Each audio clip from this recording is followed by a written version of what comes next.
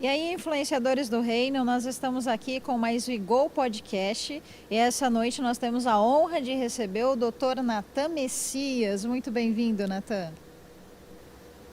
Muito obrigado, Jennifer. É um prazer estar aqui, é um prazer estar com vocês, pessoal. Então vamos para a primeira pergunta. Primeira pergunta, afinal de contas, quem é o Natan? Bom, acho que, acima de tudo, filho de Deus, Filho de Deus. né? E marido da Killing, minha esposa, recém-casado. E, bom, a pedido da apresentadora, eu acho que eu sou um nerd. Me enquadro nessa categoria, Muito né? obrigada. Por enquanto é isso. Nós, nerds, vamos conquistar o mundo. Eu tenho essa fé e essa Vamos. esperança. E já vamos engatar o próximo tema. Estudar não é algo comum.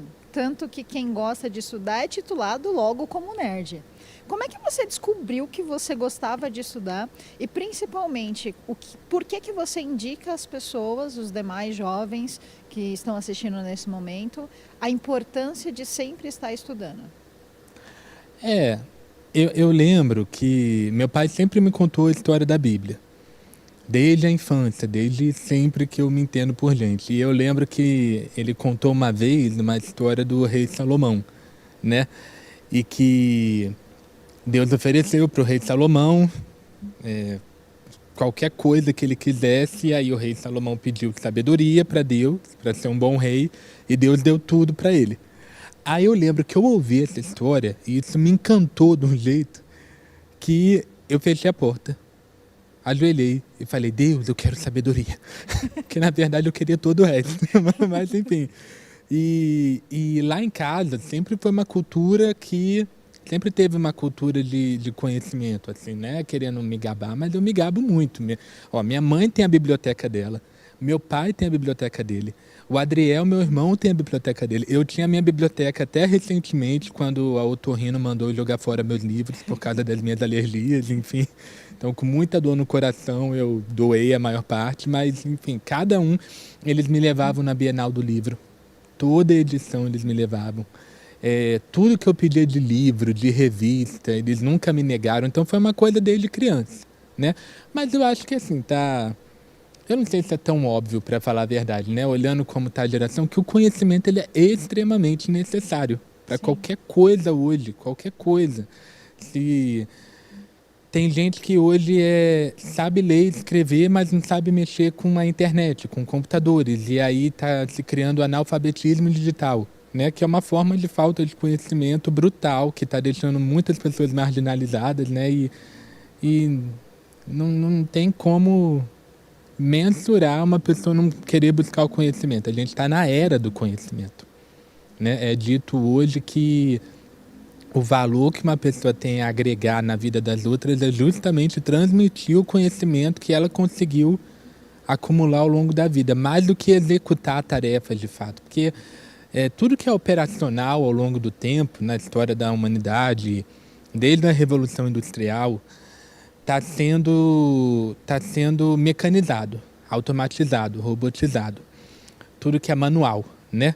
E dizem alguns filósofos que o que vai restar aos seres humanos daqui a alguns séculos vai ser ensinar. Aprender e ensinar o que você aprendeu. Porque tudo que for tarefa manual, tudo que for de operacional, vai ter algum robô já que vai fazer isso, ou vai ter alguma inteligência artificial que vai fazer isso. E pouca coisa no universo faz tão bem aprender a ensinar e acumular conhecimento quanto o cérebro humano, né? Maravilha. Então... Eu vou contar só um pedacinho aqui da minha história, você não pode rir. Eu não tive assim uma influência tão grande quanto você, mas com 11 anos de idade eu tive uma professora de ciências que eu nunca vou me esquecer, a professora Bernadette. Nossa. Aula número 1, não sabia o que era ciência, primeira aula de ciências da minha vida, ela virou e falou: se você quiser ser um cientista, você precisa ser curioso e buscar o conhecimento. Eu falei: olha, eu sou curiosa. A minha carreira de desenhista já fracassou. Não estava indo muito bem. Me restou ser cientista. Comecei a fabricar perfume. Esmaguei tanta planta em casa, nunca saiu um cheiro agradável. E já vamos entrar assim, você falou do seu pai, que ele já te gerou uma influência quando ele te contou a história do rei Salomão. Então você vem de uma família já evangélica, terceira geração? É a terceira geração. Terceira geração. Então você literalmente, desde o ventre da sua mãe, você já estava em uma igreja. Só que frequentar a igreja não é ser cristão. Como foi a sua experiência com Deus? Como que você falou agora, eu, Natan, quero ser um seguidor de Cristo? Ó, tá aí uma pergunta complicada, porque de fato, desde que eu me entendo por gente, eu tô na igreja. Na verdade, a minha mãe ficou grávida e ela ficou sabendo por um profeta. Antes dela perceber os sinais, ela estava no culto e aí o profeta virou para ela e falou: essa moça aí, olha, você tá grávida, hein? E aí ela ficou assim meio perdida, mas já estava casada com os meus pais, mas não foi planejado. Definitivamente não foi planejado. E aí ele falou: e com essa criança Deus vai abrir a vida financeira de vocês, vai ter muitas portas e tudo mais. E aí eu nasci, acho que uma semana depois, meu pai veio para São Paulo para trabalhar na Bolsa de Valores. Realmente a palavra daquele profeta se cumpriu. E então, assim, sempre eu me tive na igreja. Mas eu lembro que uma vez, porque eu e todos os meus primos crescemos na igreja. E quando eu ia de férias para o Rio de Janeiro, depois de já ter vindo para São Paulo, os meus tios e os meus pais iam para o culto e às vezes a gente ficava em casa, né? E eles mandavam a gente ler um salmo tal. Lê salmo tal, que quando a gente voltar do culto, vocês têm que ter decorado o salmo. Aí a gente ia ler, ou fazer algum culto, alguma coisa assim, antes de brincar, né? E teve um dia muito diferente que a gente pôs umas músicas do Diante do Trono. Era aquela música do Pai, meu Pai, sabe? Era aquele CD lá. E aí a gente fez o culto e começou a cantar aquelas músicas. De algum jeito, teve uma presença de Deus tão forte, a gente era criança, que todo mundo estava orando no chão da sala e chorando. E eu tive uma experiência forte, nossa, a gente era criança mesmo, acho que tinha 7 anos, por aí. E eu me via, eu comecei a chorar muito, porque eu me via, foi a primeira coisa sobrenatural que eu tenho memória, assim, que eu me via numa cadeira e tinha um feixe de luz em cima de mim. E em volta era tudo escuro. E tinham várias hienas na escuridão. E elas queriam me atacar. Elas não me atacavam por causa da luz que estava em cima de mim, né? Foi isso. E aí eu sabia que aquela luz era Deus, que estava me protegendo. Aí foi a primeira coisa sobrenatural que eu tive. Desculpa, você tinha quantos anos mesmo? Criança. 7 ou menos, tá. Por aí. Então, mas isso eu me lembro bem. Aí eu lembro que eu chorava muito, que aí um primo meu foi chamar minha avó, por que eu estava chorando tanto. Mas ele também tinha chorado. Mas ele não tinha chorado tanto. Eu não admitia. Que coisa, né? Então, aí eu tive essa experiência. Aí passou o tempo, lá pros... Aí eu gostava muito do Diante do Trono, daquela criança Diante do Trono. Pedia para os meus pais para comprar, aí eu via. E aí chegou lá para os 12, 13 anos de idade, teve muitas crises concomitantes na minha família. Crise financeira, crise no casamento dos meus pais, muita coisa acontecendo ao mesmo tempo, é deserto, né? Eu preciso fazer uma pausa, porque eu já escutei diversas vezes o seu pai falando dessa experiência, que ele estava num momento muito difícil, ele passou pela porta do seu quarto e estive orando pela família. Foi. Agora eu quero ver a sua versão dessa história. Eu não sei. Dentro de mim, eu sempre tive uma... Foi a primeira coisa que me fez buscar Deus de verdade foi o casamento dos meus pais, depois que eles entraram em crise. Entendi. Foi exatamente isso. Porque quando eu vi que a família estava prestes a desmoronar, eu comecei a buscar Deus. Então, e eu conhecia Deus nessa época de verdade, né? Aí a gente morava numa casa, tinha uma edícula no fundo da casa, um quartinho, e eu ia lá orar pela família, pelos meus pais, porque eu tinha medo deles se separarem, como é que ia ficar depois, eu não queria. Enfim, e foi aí. Foi nesse período que eu realmente conheci Deus e que eu comecei a me aprofundar. Isso é muito interessante, porque o maior trauma de crianças é a separação dos pais. É, E você viveu o contrário. Com certeza, foi. graças às orações que também você fez, você não viveu essa separação. Assim, eu não sei. Deus faz milagre, né? Amém. Mas realmente eu não sei se um filho orando tem a capacidade de manter os pais unidos. Eu não sei, tá? Eu sei que para um casal se manter unido, os dois têm que querer, né? Sim. Mas que Deus, na onipotência dele, usou isso para me aproximar dele, ele usou, Amém. entendeu? E essa sua experiência com oração? Você começou a orar então com 12 anos de idade. E aí eu vou fazer Foi. duas perguntas em uma. Como que você conviveu com essa oração e como que você escolheu cursar medicina? Como foi a preparação? Tá, não, são coisas separadas. São separadas? Então São. responde a primeira. São É que eu separadas, tenho eu certeza lembro. que para você Porque viver a segunda, você teve que buscar a primeira. foi, quando chegou a época do vestibular,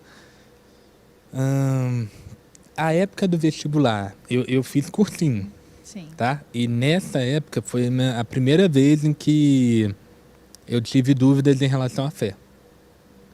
Foi real, não foi tanto na faculdade, foi nessa época. Então, Eu certo. comecei a ter contato com o secularismo muito forte, porque eu tinha passado o meu ensino médio no colégio adventista, né? Sim. Então você não tem contato com o secularismo. Eles ensinam tudo, da evolução e tudo mais, mas também ensinam algumas outras coisas, e tem aula de religião, enfim.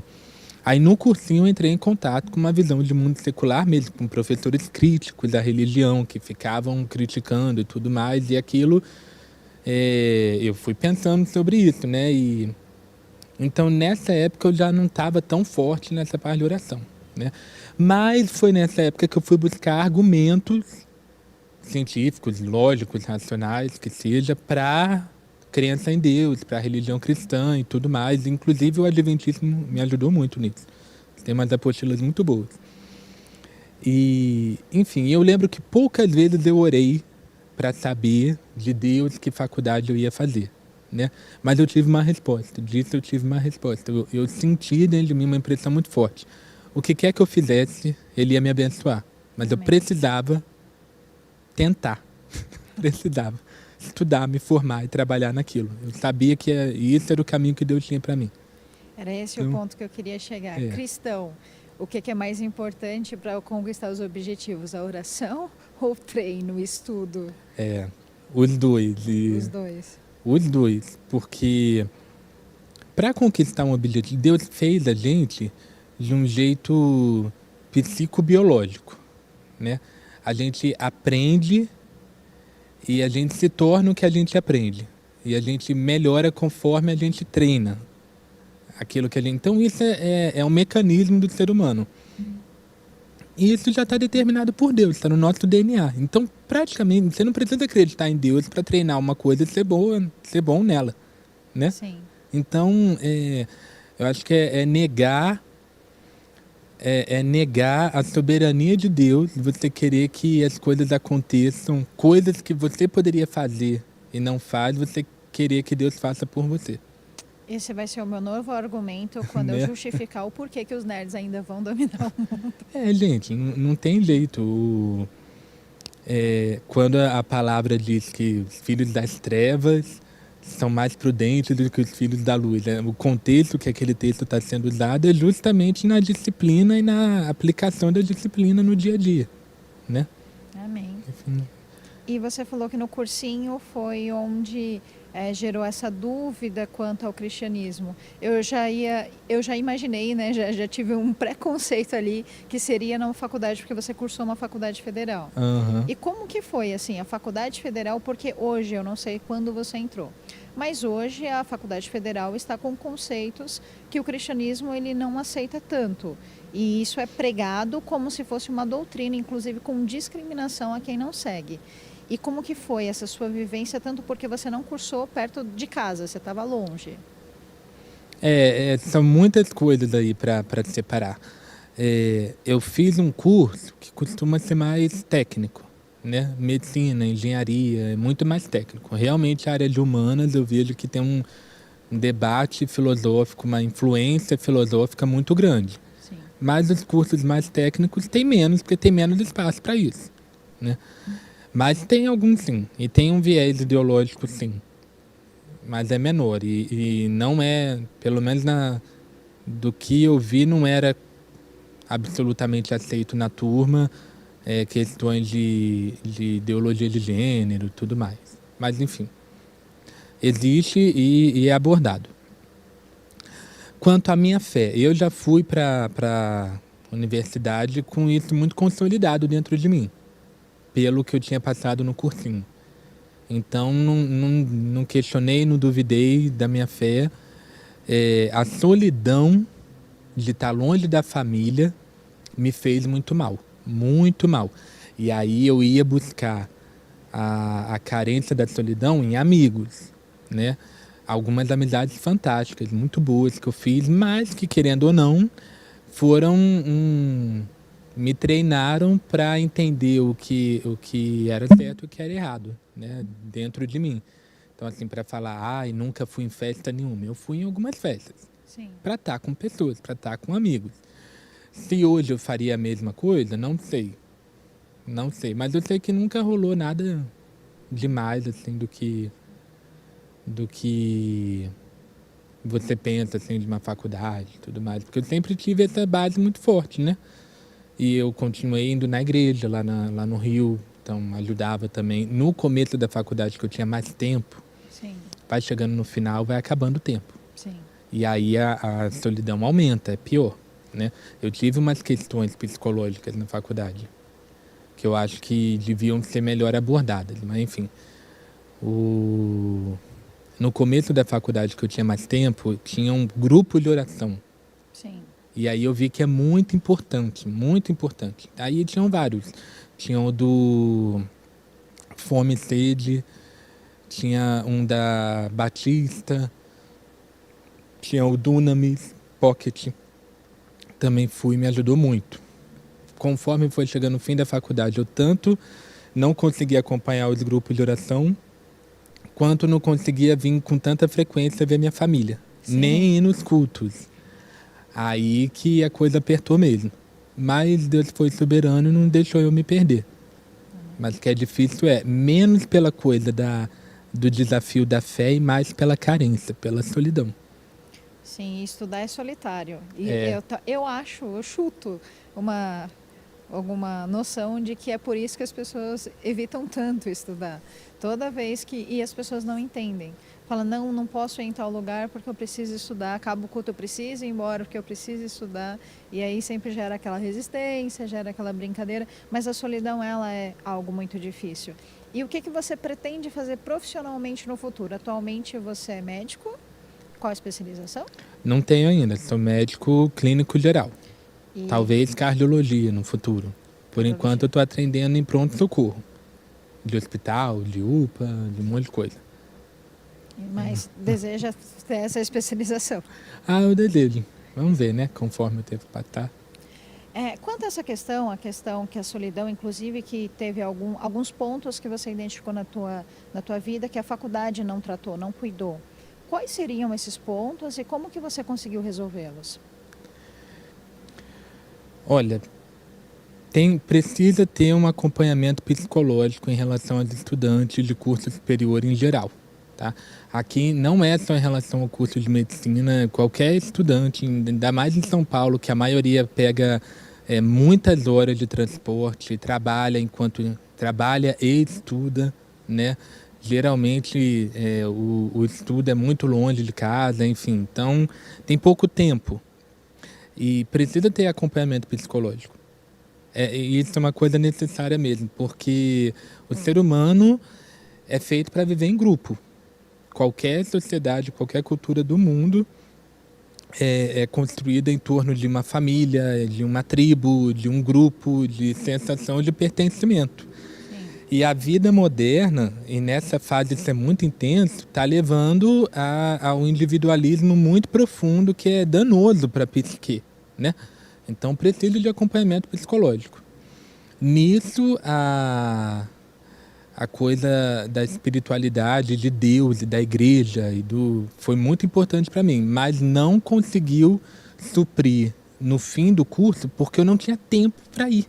Não tinha Sim. tempo para ir pro culto, para ir na reunião de oração, né? Então acho que tinha que ter um espaço na grade para isso, né? Menos conteudismo que seja.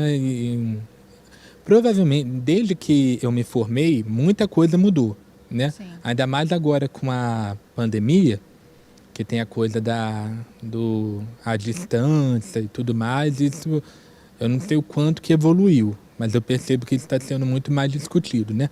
E não é só em relação aos estudantes, no geral, né? O mundo, quando os países que têm mais disponibilidade disso estão discutindo isso muito no mercado de trabalho, né? A importância da saúde psicológica e da interação social para a saúde, né? E, Sim, esse é um ponto que na pandemia, inclusive, se teve um maior número, estatisticamente se aumentou o número de divórcios, aumentou o número de estados depressivos, doenças causadas por, não sei, aí o médico precisa me consertar nessa frase, mas doenças, não sei se seriam doenças psicológicas, depressão, ansiedade. E a pandemia, ela não deveria causar. A solidão não é a causa, porque a pandemia gerou até mesmo uma maior quantidade de tempo com as famílias. E qual a sua visão como médico sobre esse assunto?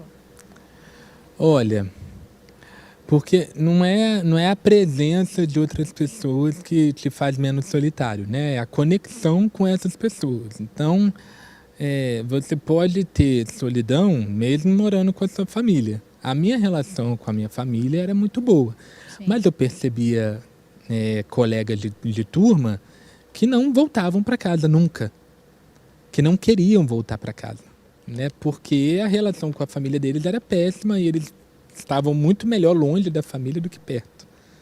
E, enfim, então isso varia muito de pessoa para pessoa, né? Mas de casa a casa. Mas o importante não é a presença de outras pessoas, é as conexões que você tem na sua vida. Precisa ter outros seres humanos. Ninguém consegue viver bem sozinho. Não tem isso. A Bíblia ressalta, Daniel, ele estava na Babilônia e ele não estava sozinho. Ele sim, tinha os amigos dele. Eram 3, né? sim, Então era um quarteto ali que se segurou, que se ajudou. O Elias. O Elias, quando ele derrotou os profetas de Baal e a Jezabel falou que ia matar ele foi sozinho para o deserto. O que ele pediu para Deus? Para morrer. sim, Porque ele não aguentava a solidão. Quer dizer, ele achava que estava sozinho, né? Mas Deus sabia que ele não estava sozinho e revelou isso. E eu quero falar aqui, o pior de tudo é quando você acha que está sozinho. Porque quando você acha que está sozinho, você não pede ajuda. Você não busca ajuda. E a verdade é que se nós cremos em Deus e Deus provê tudo, Ele não provê só dinheiro, Ele não provê comida, só roupa. Ele provê tudo que Ele fez que fosse necessário para nós termos uma vida plena. E conexão com outras pessoas é necessário para ter uma vida plena. sim. Então Ele também vai prover isso. Mas a gente precisa buscar, estar ciente disso, né? Exercitar os músculos sociais, não ficar isolado em nós mesmos e nos próprios objetivos e a nossa vida ficar estéril socialmente, né? Você citou Elias, eu gosto demais dessa passagem de Elias, Uhum. porque fala que veio o fogo, veio o vento, veio o terremoto e Deus não estava lá. Deus ele vem numa voz mansa e delicada. É, Só que a voz mansa e delicada dele é tipo, Elias, o que você está fazendo na caverna? Você tem um monte de coisa para fazer. E aí ele exatamente. saiu, ungiu o rei, chamou Eliseu para fazer parte do ministério dele. E isso a Bíblia sempre eu concordo plenamente, você precisa buscar psicólogos, ajuda de todo tipo que lhe seja necessário, mas a Bíblia é realmente um manual muito profundo sobre Muito. todos os temas. E você começou a vida como médico bem no começo da pandemia? Bem no co eu já estava trabalhando há uns 4 meses, por aí. Aí a clínica que eu estava trabalhando fechou. Sim. Era lá em Alphaville, longe, enfim. E aí começaram a abrir as vagas de PS, né, de pronto-socorro, para atender o pessoal do Covid. E foi uma loucura. Não foi fácil. Foi um período de mudança, porque eu lembro que o meu irmão ele participou disso. Hum. E ele falou que ele não sabia mais o que fazer. Ele era enfermeiro-chefe de posto de saúde e ele falava, Jenny, não sei, mas mudou tudo. Era um procedimento ontem, hoje já é diferente. Foi a mesma coisa com você? Foi a mesma coisa. Praticamente todo mundo teve que aprender do zero como lidar com aquela situação, né? E no começo foi muito caótico. A gente passou assim por tempos muito difíceis, todo mundo, né? Mas não parava de chegar gente grave, não tinha lugar. Nossa Deus, né?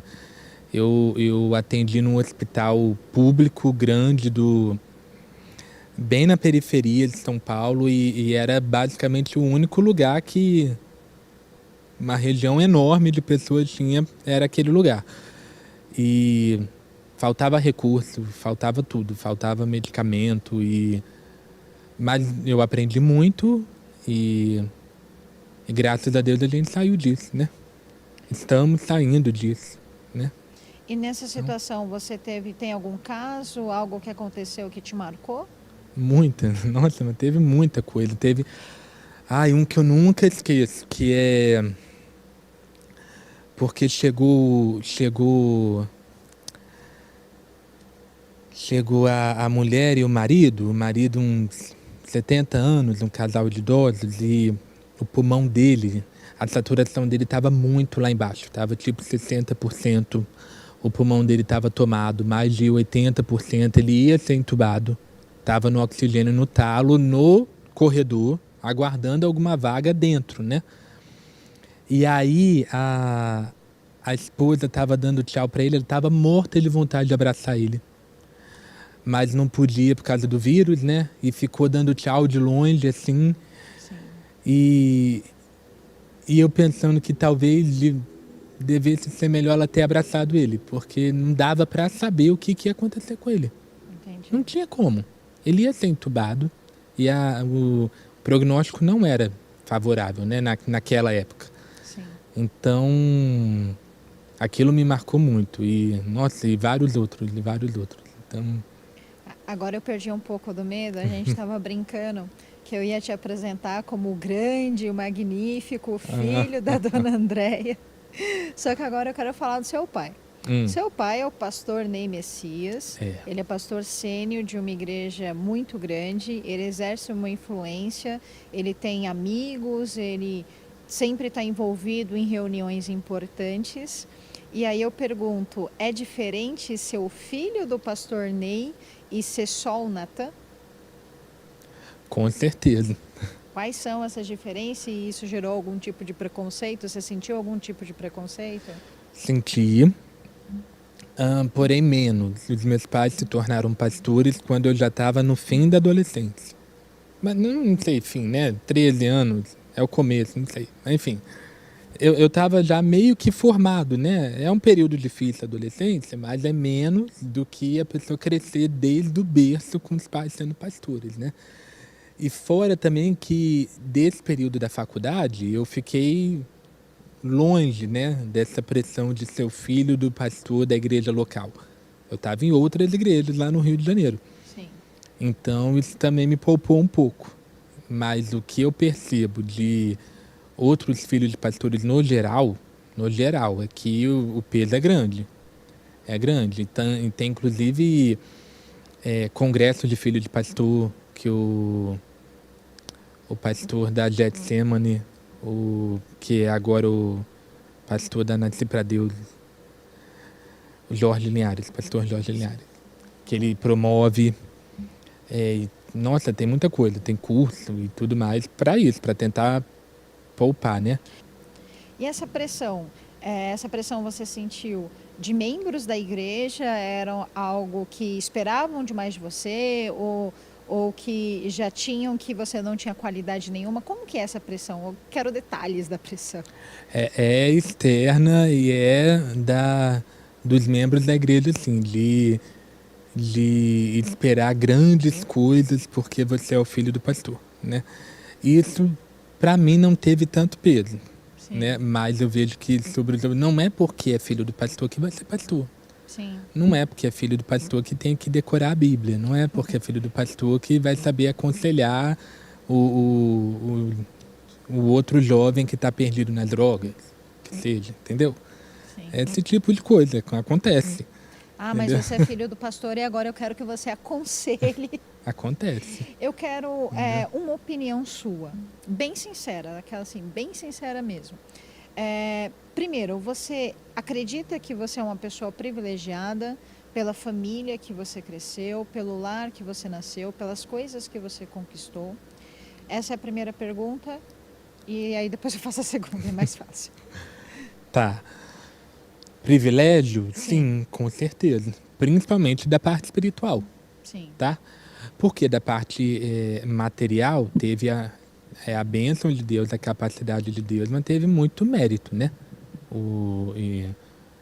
Meu pai, a gente, eu lembro, o meu pai sempre fez o possível para estar comigo e com a família, mas no começo ele trabalhou muito, mas muito. Em São Paulo se trabalha muito, né? sim. Quando veio do Rio e ficou aqui.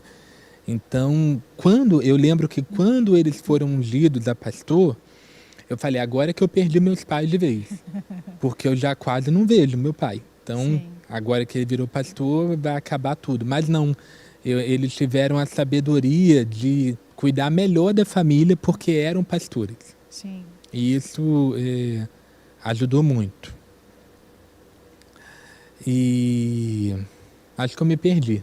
Não, essa foi a primeira pergunta. Essa foi, né? A segunda pergunta relacionada a ela. Que conselho você daria a um jovem que ele não vem de um lar estruturado ou que ele já teve alguns fracassos, ou tentando prestar o vestibular, ou de alguma forma ele não está no ponto da vida que ele desejaria estar? Qual conselho que você dá a esse jovem? Olha, porque é como lidar com a frustração, Sim, né? Que é o que você está perguntando. E é muito difícil. Realmente é muito difícil. A resiliência, que é a resposta que as pessoas dão, que é a capacidade de você resistir aos nãos da vida, ela não é tão individual. E é nesse ponto que eu quero bater. A nossa cultura hoje, em inglês chama hustle, que é a cultura do esforço, a cultura do vai lá e conquista teu sonho. É verdade, precisa disso. Mas a gente não consegue as coisas sozinhos. Você vai precisar de uma rede de apoio para lidar com as frustrações da vida. Amigos, família, pessoas da igreja, recorra a outros seres humanos. sim, Porque Deus se apresenta através de pessoas. Não é à toa que ele colocou a imagem dele em nós, para sim, nós enxergarmos Deus no cuidado do outro. Então, assim, busque ajuda. Ai, não passei no vestibular. Você não vai tentar sozinho. Você vai achar outras pessoas que estão sim, no mesmo buraco que você e que também queiram sair, né? Óbvio, porque tem gente. Cuidado com as companhias e vai. Peça a Deus amigos que estejam na mesma situação que você, para sim. juntos você tentar sair dessa. Seja de um vestibular fracassado, seja de uma família desestruturada, seja de uma demissão em massa de uma fábrica que está fechando, né? Certo. E agora vamos chegar à pergunta. Você casou recentemente? Casei. Acabei de confirmar ali, é 1 mês e 5 dias. Ai, ai. Não, depois você vai falar do amor da sua vida. Hum, Antes eu quero que você teve um momento da sua vida que você falou, eu preciso casar. uhum, Só que nesse momento, com certeza, nem namorada você tinha. é. Como é que você começou a escolher, a orar, a pensar sobre esse tema? Então, eu tenho uma teoria de que Deus escolhe uma área da vida de cada um para falar muito claramente a respeito daquilo. E a Sim, minha foi sentimental. sim, Então, eu tive muitas amizades E sempre que uma amizade virava um relacionamento em potencial, eu falava com Deus, ia lá e falava com a pessoa, Sim. né? E isso aconteceu algumas vezes, nenhuma delas virou relacionamento de verdade, porque Deus dava sinais claros de que não era para ser. Sim. Algumas vezes era coisas que eu percebia, outras vezes eram sinais tipo palavras proféticas, coisas que eu pedi que acontecessem, aconteceram, enfim, meios sobrenaturais. Sim. Mas porque foi essa área. Eu pedi esse tipo de direção para Deus na minha vida em relação a ministério, em relação à profissão, Sim. em relação a outras coisas, e não teve. Mas sempre que eu pedi em relação a sentimento, isso aconteceu. E era sempre para falar não. Então eu senti o cuidado de Deus, né? Uma vez, por exemplo, eu estava orando com uma moça para ver se a gente ia namorar. Período de oração, Sim. né? Eu não sei se é por causa do temor, eu digo respeito, tá? Do respeito Sim.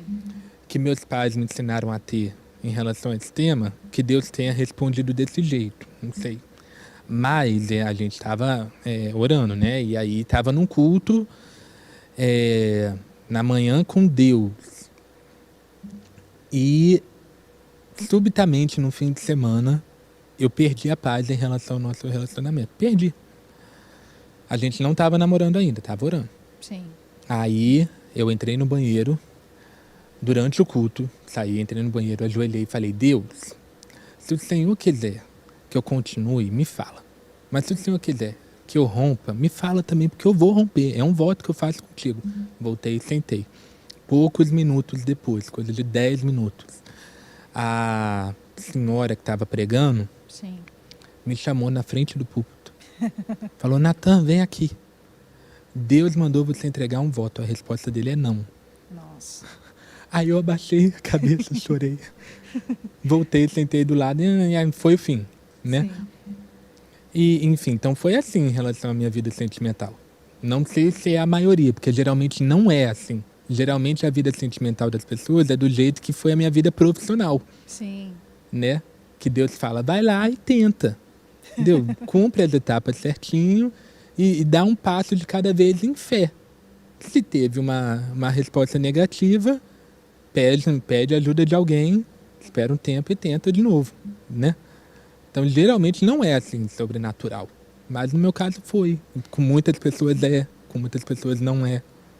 Você falou não. E quando foi o sim?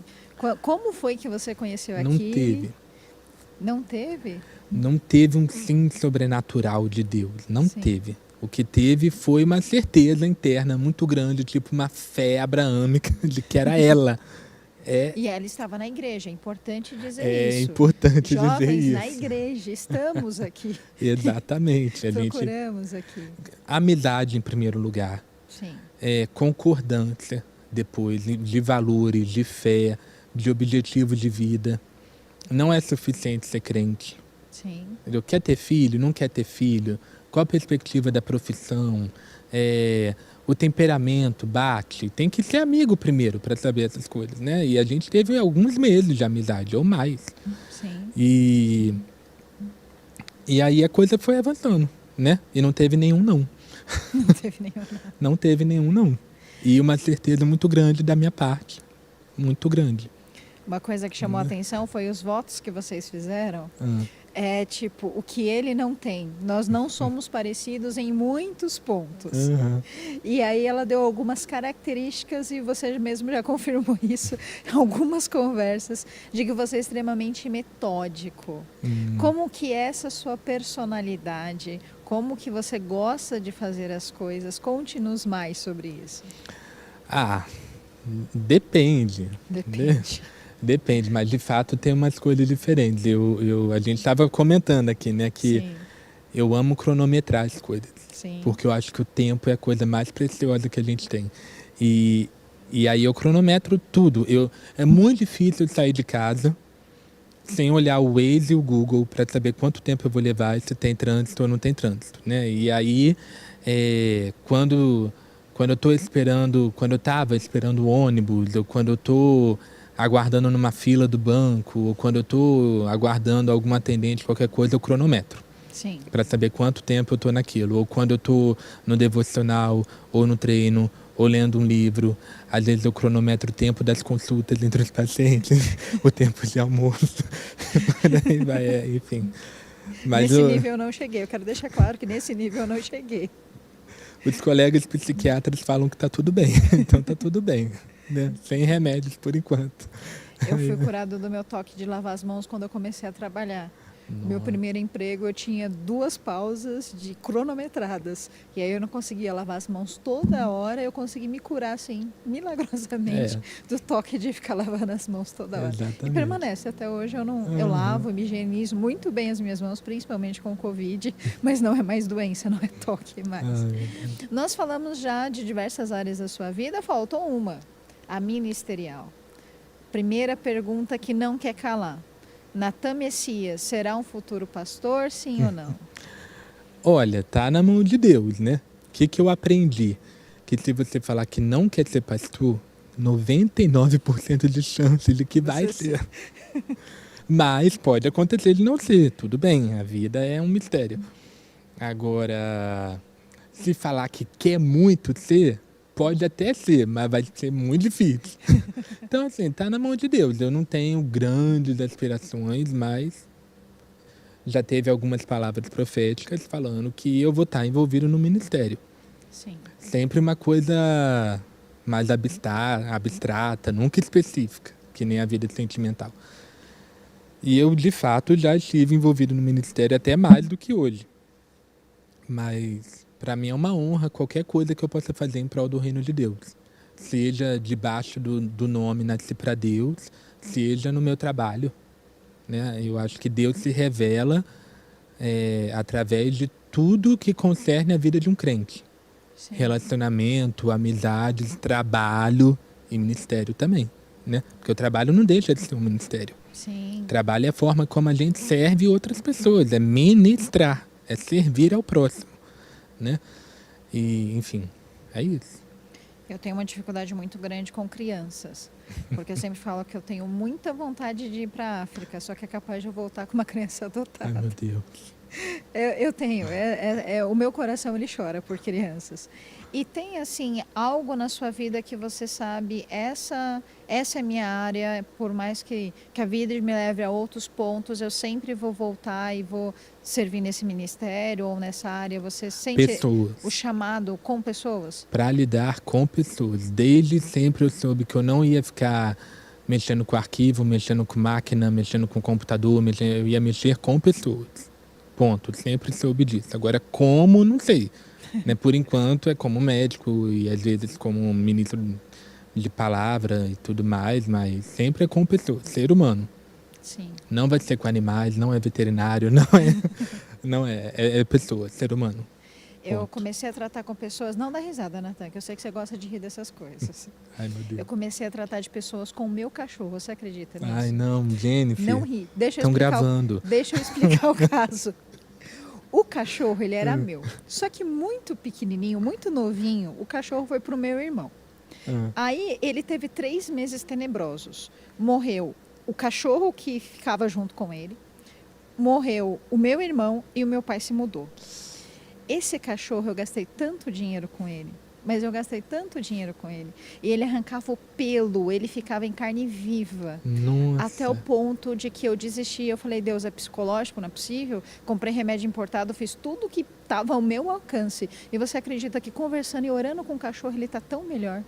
É. Hoje eu tive que cortar o pelo dele, eu fiquei assim, quase que eu chorei cortando o pelo dele. Eu, Jesus. E a próxima pergunta está relacionada a isso. Você riu, agora você vai ter que responder. O Estatuto de Ética não permite que você abertamente fale da sua fé com os seus pacientes. Mas com certeza chega casos que você fala, essa pessoa precisa de Deus.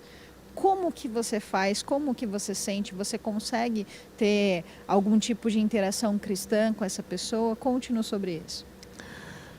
Olha, de fato, eu nunca preguei o evangelho numa consulta Sim. com palavras, né? Mas assim, se a pessoa dá abertura, Eu falo de Deus. Já falei de Deus várias vezes. Agora, falar, você quer aceitar Jesus agora? Levanta sua mão. Não, nunca Não. aconteceu. Mas tem muito caso de ansiedade. Tem Sim. muito caso de depressão. Né? E tem medicação para depressão. Tem tratamento clínico para ansiedade. Né? Tem muito caso de desesperança depois de um diagnóstico difícil. Câncer. Sim. Né? Insuficiência cardíaca que não tem mais o que fazer. Sim. E nesses casos a espiritualidade é bem-vinda mesmo nos protocolos médicos, né? Se a espiritualidade da pessoa está aberta para o cristianismo, eu falo de Deus, eu falo de procurar uma igreja, eu falo, né? Mas é basicamente isso. Realmente, porque tem caso que você fica suspeitando se não tem uma coisa além do biológico, né? Sim. Uma opressão espiritual. Será que a pessoa está passando por isso? Tem vezes que eu tenho certeza de que tá. Sim. Mas eu não faço exorcismo nem nada no PS, não dá nem tempo. Senão, mas, Receitar um comprimido de óleo ungido. né? Não aconteceu. Não é possível. Mas que às vezes dá. Agora vamos explorar um pouquinho a área da mente. Eu brinco, não vou fazer isso agora, tá? Não pode. Eu brinco que eu consigo pregar a Bíblia com qualquer filme que eu tenha assistido. Qualquer filme que eu tenha assistido é possível você encontrar uma passagem bíblica. Só que na ciência nós também conseguimos enxergar isso. Eu tenho para mim, é lógico que existe tantas pessoas pensando tantas coisas que eu não quero nem discutir. Mas a minha opinião é que Deus, o que Deus fez é explicado pela ciência. Não que tenha acontecido de uma forma aleatória, mas é tudo tão preciso, tão coordenado, tão certinho que não tem como você negar a existência de Deus. Você consegue ver isso na medicina? Com certeza. Com certeza. A probabilidade da vida existir da forma que nós conhecemos, de forma aleatória, é muito, muito pequena. Muito pequena. Tem todo um grupo de cientistas dedicado a isso. Eles são tidos como uma minoria dentro do campo científico, mas é uma minoria que está aumentando cada vez mais e que não é tão minoria assim. Tem desde design inteligente até criacionismo e outros. Isso está no meio, né? E tem extremos disso também. Mas, enfim, é um debate muito grande. Mas conhecer a biologia só me fez louvar a Deus pela criação que ele fez. Tá certo que a verdade é que eu, espiritualmente falando, acredito que o pecado estragou tudo, tá? Sim. Muita coisa errada acontecendo no nível biológico, molecular, entendeu? Mas que dá para perceber que foi um design muito bem feito, eu percebo. Né? E muita gente percebe também. Se todo mundo percebe, aí já não é comigo, né? Eu, recentemente, eu tenho estudado bastante a teoria das cordas, porque eu descobri que Deus, ele transita pela velocidade da luz. E é assim que ele tem a onipresença dele. Só que aí aquele cientista que faz, inclusive, as pesquisas do design inteligente, ele veio aqui e eu perguntei sobre a gravidade como a quarta dimensão, se Deus trabalharia com ela. E ele até excluiu a gravidade como algo presente ali nas dimensões. Eu falei, olha, minha teoria inteira foi embora por alguém que entende muito. Mas isso é um fato bem interessante. E você gosta de filmes ou só do filme que nós comentamos? Não, eu gosto. Inclusive, eu acho que minha mãe fala uma coisa que é verdade. Tem 2 filmes que todo cristão que todo mundo deveria ver. Sim. Para mim são A Paixão de Cristo, Sim. de preferência na Páscoa. Eu não gosto muito de assistir esse filme, gente. Eu me sinto tão mal depois que eu assisto. É muito gore, né? Principalmente a parte que Jesus apanha. Eu sei que aquilo dali é verdade, se duvidar é até pior. Mas eu acho que a coisa mais impressionante daquele filme, que foi feito em aramaico, que é a língua que eles falavam na época, que o ator que fez o Jesus, se eu não me engano, é o Jim Caviezel, já deu uma entrevista linda sobre esse caso, que o diretor, que é o Bruce Willis, não tenho certeza se é ele. Não tenho certeza, não, é outro. É Mel Gibson. Isso. Que ele é católico. Sim. católico fervoroso, enfim. O mais importante do filme não está nas cenas do sofrimento de Jesus. Está nas cenas em que, na representação do mal. Sabe, Satanás tentando influenciar, a forma como ele influencia os seres humanos, as pessoas, a forma como Jesus se opõe a ele. O centro do filme é Jesus, mas a maneira que ele conseguiu colocar todas as outras coisas em volta de Jesus que eu acho interessantíssimo. Sim. Né? E é por isso também que a segunda indicação é O Advogado do Diabo, que é um filme terrível, mas nossa, abre seus olhos. O filme é construído em torno de você ficar em dúvida se as coisas que acontecem são psicológicas ou são espirituais. Sim. Tá? Mas para quem tem olhos para enxergar, fica muito claro ali a questão espiritual das coisas, e eu acho que vale muito a pena ver. Você acredita que o filme que me toca mais sobre Jesus não é um filme sobre Jesus? É qual? Ben-Hur. Ah, não vi, acredita? Como que você não assistiu? Tá na minha lista e eu não vi. Precisa assistir. Ele é um Não filme, vi. não vou dar spoiler, eu já ia até Tá falar bom, o final, ainda bem que não você falou dê. que não assistiu. Mas porque o filme passa a vida inteira do Ben-Hur, do Judá de Ben-Hur, e a vida inteira dele, não vou contar, mas não é uma boa vida, ele tem muitas decepções. E quando Jesus morre, tudo como se os olhos dele se abrem e ele começa a entender tudo que ele fez de errado e ele começa a liberar perdão. E Jesus morre, ele nem viu a ressurreição, mas só por ver Jesus morrendo, ele já tem uma transformação de vida que o filme ele muda literalmente da água para o vinho. Vale muito a pena você assistir esse filme. E um Natan normal, né, gente? Porque vivemos, temos uma vida. O que você faz, assim, fora da igreja, fora da medicina? O que você gosta de fazer? Bom, eu tô dedicando ultimamente muito tempo à atividade física, academia, correr, seja o que for, porque eu vi que isso me ajuda muito. Sim. Nossa, ajuda muito a controlar o estresse, a ansiedade, a dieta, a conseguir subir escada sem perder o pulmão e por aí vai. Ajuda. Sim. Então, estou dedicando muito tempo nisso, né? E aí, durante a atividade física, você consegue ouvir livros. É uma coisa que eu me Sim. interessei há alguns meses, poucos meses atrás. E audiolivro fez toda a diferença na minha vida. Então, eu indico para quem estiver vendo esse podcast algum aplicativo de audiolivro. Audible da Amazon ou vários que tem, YouBook e por aí vai. Tem um outro que é o mais famoso de todos, que eu perdi a palavra agora. Mas, enfim, ficou muito produtivo o tempo de treino com um audiolivro, né? Então, gostei também dos audiolivros. Teve uma época que eu estava mais interessado em cozinhar. Agora eu tô menos, eu acho que é porque eu casei e a comida dela é tão boa, mas tão boa, que eu tô deixando pra lá. Da receita do macarrão com camarão. É verdade. Você gosta de cozinhar, tem excelentes receitas de cozinha. Ai, deixa eu ver mais do que. É isso. Eu também. Eu já dei muito mais atenção para isso, mas como eu sou meio nerd, né? Eu gosto muito de geopolítica. Geopolítica. Eu gosto. Mas fala Você consegue geopolítica conversar e sobre afasta. política sem... Não, tudo bem, geopolítica não é política. Mas você consegue falar sobre política sem brigar?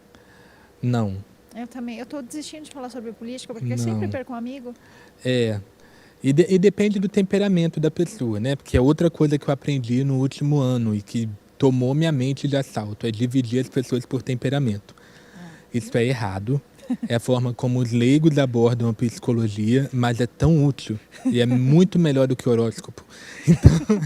Então Conte agora... mais, ensina-nos, por favor. Aí eu aprendi que eu sou fleumático, né? Certo. E o fleumático é essa palavra difícil para dizer que é o passivão, preguiçoso, que não quer briga com ninguém, ele quer viver em paz e harmonia, que é o Sim. oposto do colérico, que é aquele que quer brigar.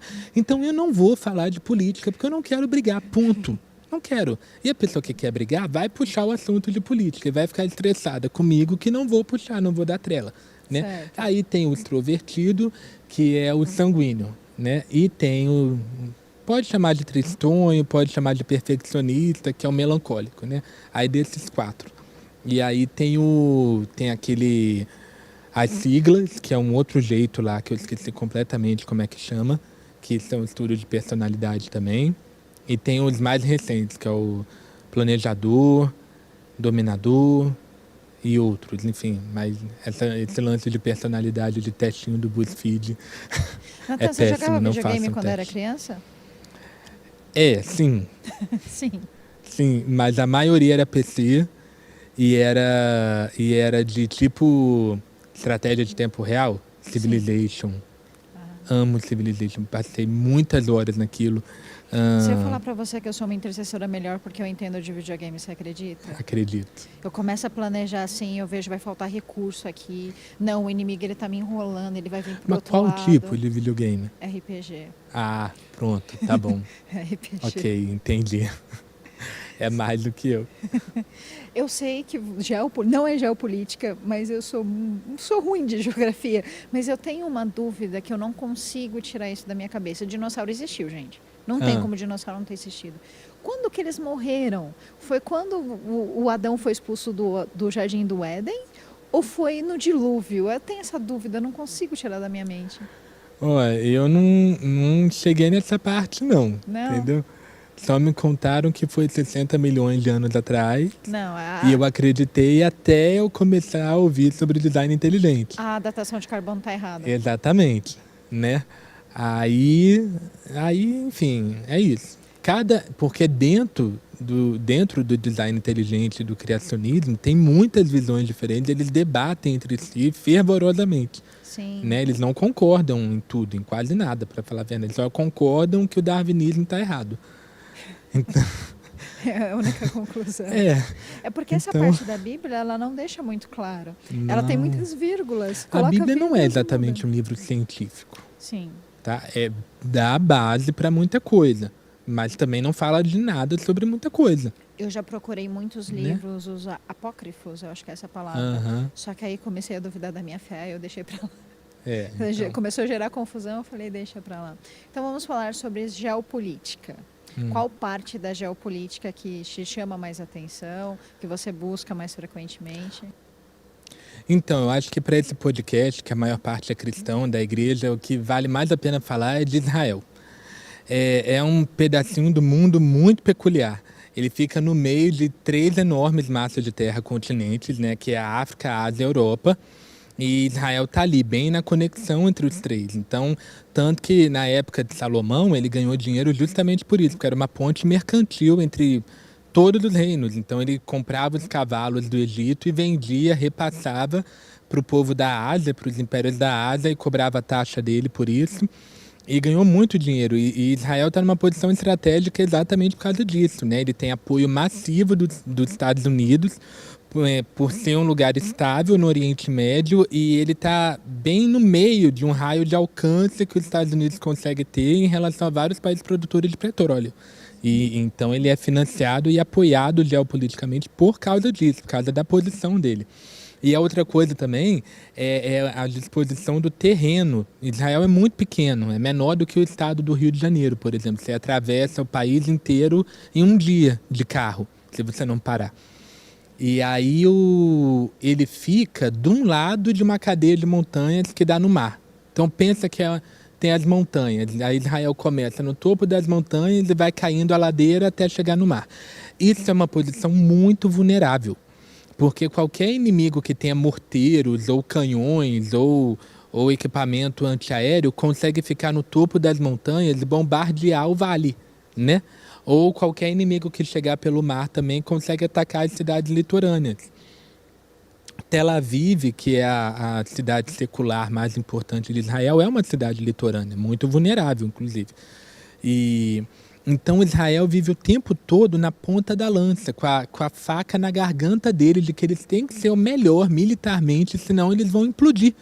Já teve a Guerra dos 6 Dias, foi uma aliança de vários países, se eu não me engano, foram 6, inclusive, que se aliaram para destruir Israel de uma vez só. E tem todo o interesse de outros países para que isso aconteça. E não acontece. Por quê? Porque eles têm um treinamento militar intensivo. Então, os homens têm obrigatoriedade de servir 3 anos no exército, as mulheres 2 anos. Eles são top em produção de armamentos porque eles precisam ser, né?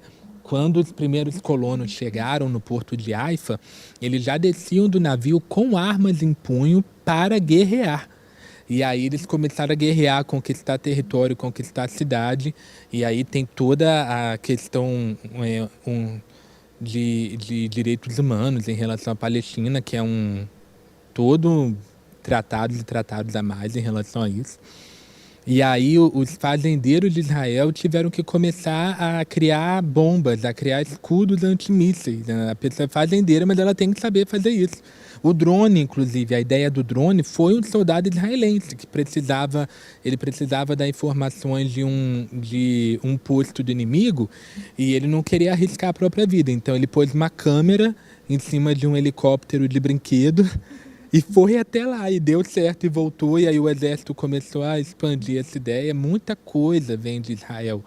A tomografia computadorizada é patente israelense, várias formas de satélite é patente israelense. A maior quantidade de diamantes legalizados do mundo está em Israel.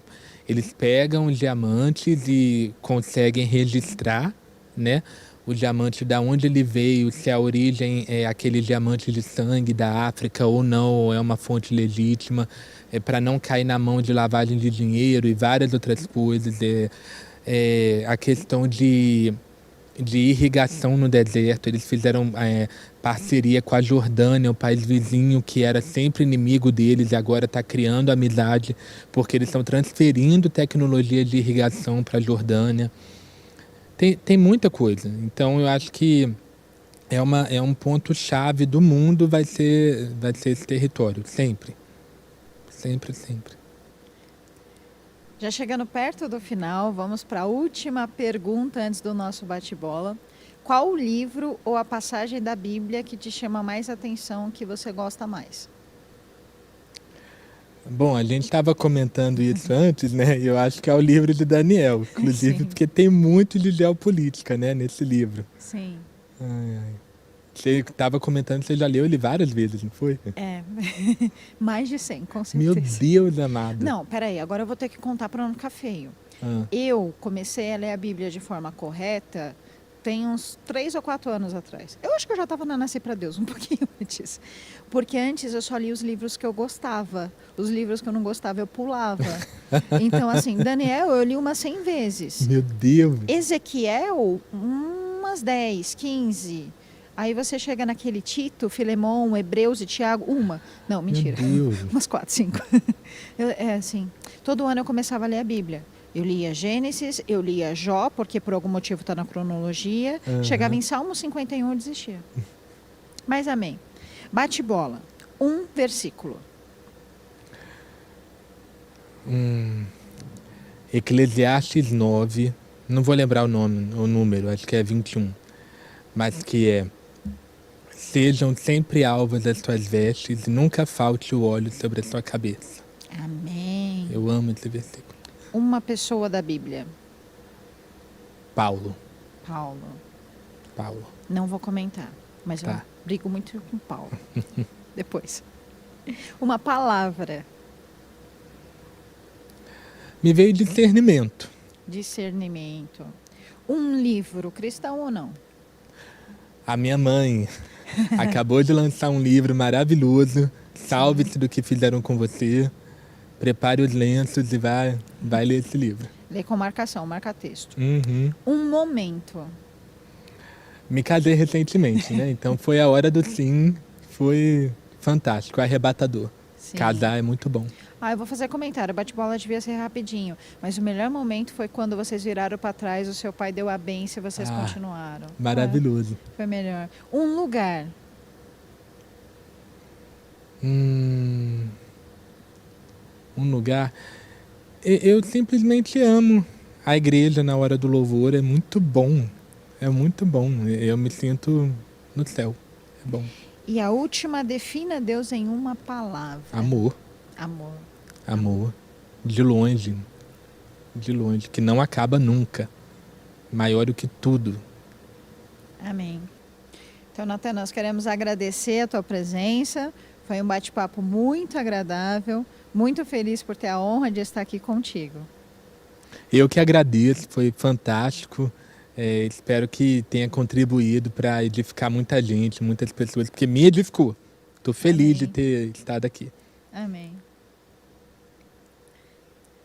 Então, com isso, nós encerramos mais um Igol Podcast. Eu te convido a nos seguir nas nossas redes sociais, jovens@igol, e aguarde que na próxima semana nós teremos mais um episódio. Muito obrigada.